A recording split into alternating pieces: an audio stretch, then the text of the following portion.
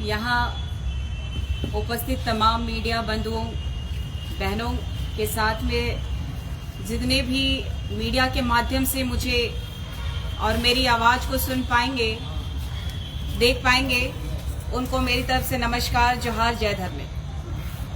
चूँकि पूरे झारखंड में ही नहीं पूरे भारत में ये मुद्दा गरमाता जा रहा है कि आदिवासी वर्सेस कुर्मी। लगातार ये मांग उठ रहा है इन लोगों का कि ये आदिवासी बनना चाहते हैं। और मैंने पहले भी कहा है कि ये आदिवासी, इनका कहना है कि हम थे।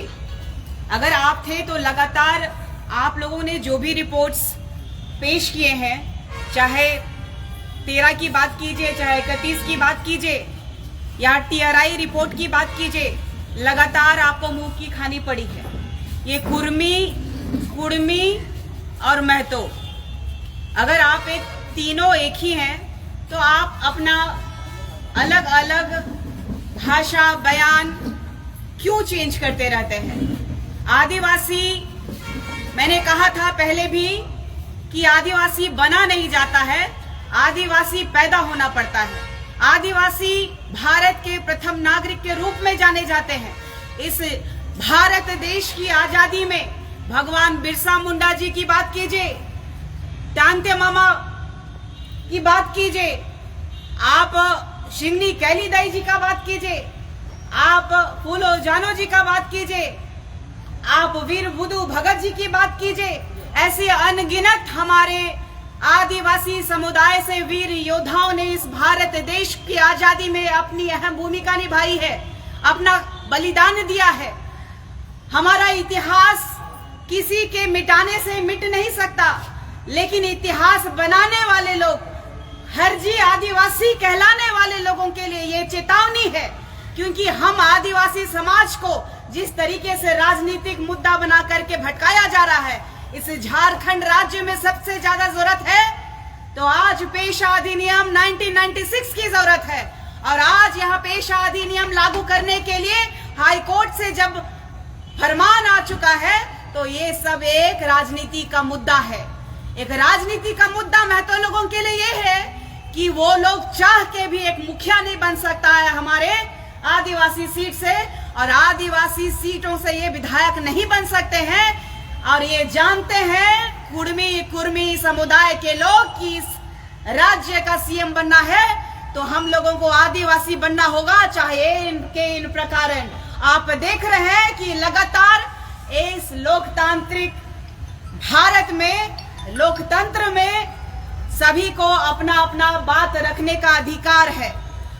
उसी तरीके से वो अपनी मांग कर रहे हैं। अगर उनकी मांग जायज है तो हम आदिवासी पैदाइश है और आदिवासियों की स्थिति इस राज्य में भी अभी तक सुधरी नहीं है। हमारी हालात नहीं सुधरे, हमारे हक अधिकार को छीना जा रहा है। उसमें से ये कुर्मी भी आ चुके हैं अपना हक जमाने के लिए कि हम आदिवासी हैं। ये तमाम लोगों को मैं कहना चाहती हूँ कि पूरे भारत देश में लगभग 102 लोकसभा की सीट है और ये पूरा भारत देश भी जानता है कि आदिवासी जो होते हैं, मृदुभाषी होते हैं, वो अपने समुदाय में, अपनी संस्कृति में मग्न रहने वाले होते हैं। इसीलिए वो भारत देश की आजादी के बाद अपनी राजनीति में प्रखरता से अपनी भूमिका निभा नहीं पाते हैं, लेकिन इस देश के, भारत के प्रथम नागरिक के रूप में आदिवासी प्रथम स्थान प्राप्त करता है। और इसीलिए अपना साम दंड भेद इन लोगों ने लगा दिया है और ये चाहते हैं कि किस तरीके से हमारा झारखंड राज्य में पहले कब्जा करना, उसके बाद पूरे भारत में ये लोग चाहते हैं कि आदिवासी बन करके आदिवासियों की अस्मिता को खत्म करके आदिवासियों के जगह पे बैठना चाहते हैं। ये लोग भारत के प्रथम नागरिक कहलाना चाहते हैं। दुर्भाग्य का विषय है, इस लोकतंत्र में जब अपनी बात वो रख सकते हैं तो क्या हम अपनी बात नहीं रख सकते? जो हमारा दर्द है उसको बयान नहीं कर सकते?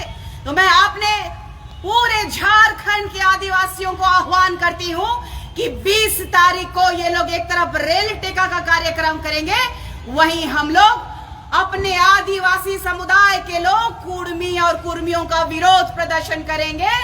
हमारे महामहिम राज्यपाल जी को आह्वान करेंगे और उनको भी बताने काम करेंगे कि इस राज्य में अगर महामहिम है तो आपको इस 50 शेड्यूल के तहत आने वाला ये आदिवासी राज्य में आदिवासी के साथ जो शोषण हो रहा है उसको आपको जानना होगा और आपको ये बात दिल्ली तक पहुंचानी होगी कि आदिवासी और कुर्मी का जो लड़ाई हो रहा है ऐसा ना हो कि नेपाल की तरह ये भी राज्य जलता रहे।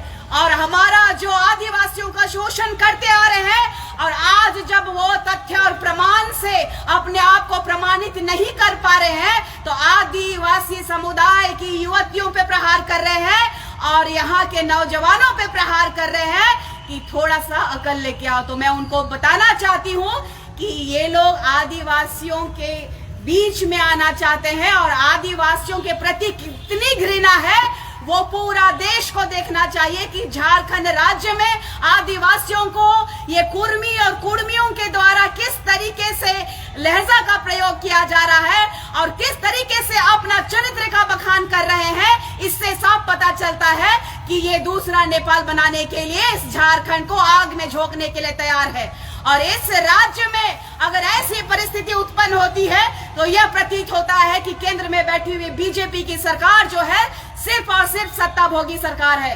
केंद्र में बैठी हुई सरकार को मैं बोलना चाहती हूँ कि एक तरफ भारत के माननीय प्रधानमंत्री जी कहते हैं कि देश का गर्व है आदिवासी और अगर इस राज्य के आदिवासियों की सुरक्षा वो नहीं कर पा रहे हैं तो दुर्भाग्य है इस देश के प्रधानमंत्री का कि वो आदिवासी हितैषी नहीं है।